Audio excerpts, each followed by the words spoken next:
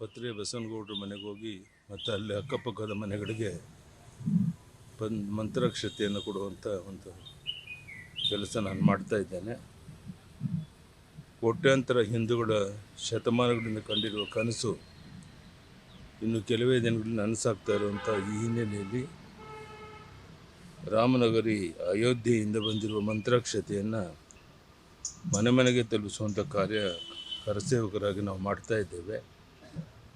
ಕರಸೇವಕನಾಗಿ ರಾಮ ಮಂದಿರ ಚಳುವಳಿಯಲ್ಲಿ ಭಾಗವಹಿಸಿದ ದಿನ ನಾನು ನನ್ನ ಜೀವನದಲ್ಲಿ ಕಂಡಂಥ ಅತ್ಯಂತ ಒಂದು ಸುದಿನ. ಇಂದು ಮತ್ತೊಮ್ಮೆ ಕರಸೇವಕನಾಗಿ ಶ್ರೀರಾಮನ ಸೇವೆ ಮಾಡುವ ಸದಾವಕಾಶ ನನಗೆ ಒದಗಿ ಬಂದಿದೆ. ಇಂದು ಕೇವಲ ರಾಮ ಮಂದಿರ ನಿರ್ಮಾಣ ಆಗ್ತಾ ಇಲ್ಲ, ಬದಲಿಗೆ ಸನ್ಮಾನ್ಯ ನರೇಂದ್ರ ಮೋದಿಜಿಯವರ ದಿಟ್ಟ ನಾಯಕತ್ವದಲ್ಲಿ ಭಾರತ ದೇಶ ರಾಮರಾಜ್ಯ ಆಗ್ತಾ ಇದೆ ಅಂತ ಹೇಳೋದಕ್ಕೆ ನನಗೆ ಯಾವುದೇ ಮುಜುಗರ ಇಲ್ಲ. ಧನ್ಯವಾದ, ನಮಸ್ಕಾರ. ಸುರೇಶ್ ನಿನ್ನೆ ದೇವರ ಹೆಸರಲ್ಲಿ ಓಟ್ ಕೇಳ್ತಾರೆ, ಹುಷಾರಾಗಿರಿ ಅಂತ ಹೇಳ್ತಾರೆ. ಬರೇತ್ ಸುರೇಶ್ ಅವರು ನಿನ್ನೆ ಒಂದು ಸಮಾವೇಶದಲ್ಲಿ ದೇವರ ಹೆಸರಲ್ಲಿ ಓಟ್ ಕೇಳ್ತಿದ್ದಾರೆ, ಹುಷಾರಾಗಿರಿ ಅಂತ ಹೇಳ್ತಿದ್ದಾರೆ. ನ್ಯೂಸ್ ಫಸ್ಟ್ ನಿರ್ಭೀತಿಯಿಂದ ನಿಮ್ಮ ಪರವಾಗಿ.